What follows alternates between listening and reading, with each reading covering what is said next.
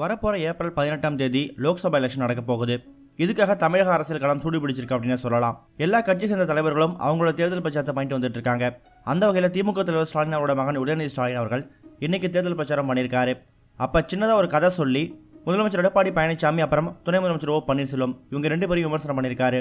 அந்த பிரச்சாரத்தப்ப உதயநிதி ஸ்டாலின் அவர்கள் பேசும்போது என்ன சொல்லியிருக்காரு பாத்தீங்க அப்படின்னா, திடீர்னு ஒரு நாள் டிமானிட்டைசேஷன் அப்படின்னு சொல்லி ஒரு மிட் நைட்ல 500 ரூபாய் அப்புறம் 1000 ரூபாய் நோட்டுகள் செல்லாது அப்படின்னு சொன்னாங்க. அது ஞாபகம் இருக்கா இல்லையா உங்களுக்கு?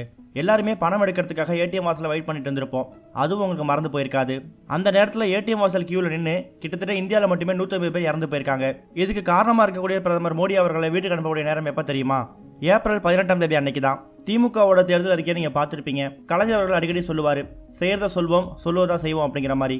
இந்தியாவிலேயே 1952 வருஷம் முதலா இந்த தேர்தல் அறிக்கை அப்படிங்கிற விஷயத்தை கொண்டு வந்ததே திமுக கட்சி தான். அப்படிப்பட்ட திராவிட முன்னேற்ற கழகம் ஒவ்வொரு டைமும் தேர்தல் அறிக்கை கொடுக்கும் போது அதை கண்டிப்பா நிறைவேற்றிருக்கோம்.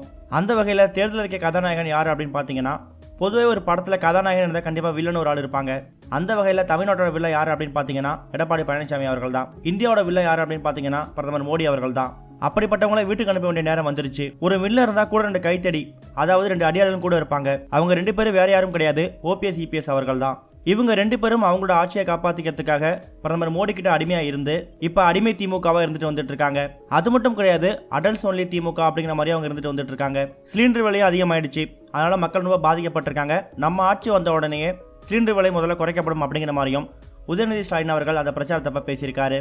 ஓபிஎஸ் இபிஎஸ் மட்டும் இல்லாம கேப்டன் விஜயகாந்த் அப்புறம் அவரோட மகன் விஜய பிரபாகரன் இவங்க 2 பேரும் விமர்சனம் பண்ணியிருக்காரு. கண்டிப்பா இந்த தேர்தலில் விஜயகாந்தோட கட்சி டெபாசிட் கூட வாங்காது அப்படிங்கிற மாதிரி சொல்லியிருக்காரு. அதே நேரம் பிரேமலதா விஜயகாந்த் அவர்களுக்கு மீடியா கிட்ட எப்படி பேசணும் அப்படிங்கிற மேனஸ் இல்லை அப்படிங்கிற மாதிரியும் உதயநிதி ஸ்டாலின் கடுமையாக விமர்சனம் பண்ணியிருக்காரு. இது ஒரு பக்கம் இருக்க, அதிமுக கூட்டணியில பலகட்ட பேச்சுவார்த்தைக்கு அப்புறமா வந்து சேர்ந்திருக்கு தேமுதிக. இந்த கட்சியோட தலைவர் விஜயகாந்த் அவர்கள் இப்ப செயல்பட முடியாத நிலையில இருக்கிறதால அவரோட மைத்துனர் சுதீஷ் அப்புறம் விஜயகாந்தோட மனைவி பிரேமலதா விஜயகாந்த் இவங்க 2 பேரும் கவனிச்சு வந்துட்டு இருக்காங்க. ஒரு வழியா இவங்க 2 பேரும் பேசி அதிமுக கிட்ட 4 சீட்டுகள் வாங்கினதுக்கு அப்புறமா அந்த அமல் இப்ப முடிவுக்கு வந்திருக்கு. இந்த நிலையில சென்னையில் இருக்கக்கூடிய சுதீஷ் வீட்டுக்கு துப்பாக்கி ஏந்திய போலீஸ் பாதுகாப்பு போடப்பட்டிருக்கு. இதுக்கான காரணம் இன்னும் தெரியல. ஆனா திடீர்னு துப்பாக்கி ஏந்திய போலீஸ் பாதுகாப்பு போடப்பட்ட விஷயம் அந்த பகுதி மக்கள் மத்தியில் கொஞ்சம் பரபரப்பை ஏற்படுத்தியிருக்குது.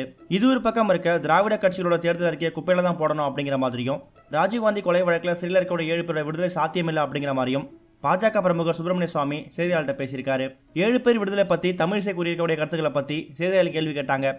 அதுக்கு பதில் சொன்ன சுப்பிரமணிய சுவாமி அவர்கள், தமிழிசை ஒரு மாநில தலைவர், அவருக்கு டெல்லியில் இருக்க நிலைமை தெரியாது அப்படிங்கிற மாதிரி சொல்லியிருக்காரு. ராஜீவ் கொலையாளர்கள் விடுதலை பத்தி டெல்லி மட்டும் தான் முடிவு செய்யணும் அப்படிங்கிற மாதிரியும், அவங்கள அவ்வளவு சீக்கிரம் விடுதலை பண்ண மாட்டோம் அப்படிங்கிற மாதிரியும் சுப்பிரமணிய சுவாமி தெரிவிச்சிருக்காரு.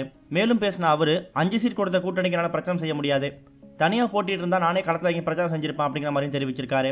சர்ச்சைக்குரிய கருத்துக்களை அப்பப்ப தெரிவிச்சுட்டு வந்து பரபரப்பை ஏற்படுத்திய சுப்பிரமணிய சுவாமி 7 பேர் விடுதலை பத்தியும் தமிழக பாஜக பத்தியும் கூறிய இந்த கருத்துக்கள் தமிழக மக்கள் மத்தியிலையும் பாஜக மத்தியிலையும் பரபரப்பை ஏற்படுத்தியிருக்குது. இந்த நியூஸை பத்தி நீங்க என்ன நினைக்கிறீங்கன்னு உங்களோட கருத்துக்களை கமெண்ட்ல போஸ்ட் பண்ணுங்க. இந்த வீடியோ உங்களுக்கு பிடிச்சிருந்தா லைக் பண்ணுங்க, ஷேர் பண்ணுங்க. கனெக்டிங் அப்டேட் தெரிஞ்சுக்கிறதுக்கு சேனலை சப்ஸ்கிரைப் பண்ணுங்க. இதுவரைக்கும் கனெக்டிங் டிவிக்கு சப்ஸ்கிரைப் பண்ணனா மறக்காம சப்ஸ்கிரைப் பண்ணிக்கங்க. உடனடி அப்டேட்ஸ் பெறுவதற்கு நோட்டிபிகேஷன் பெல்லையும் கிளிக் பண்ணிக்கங்க.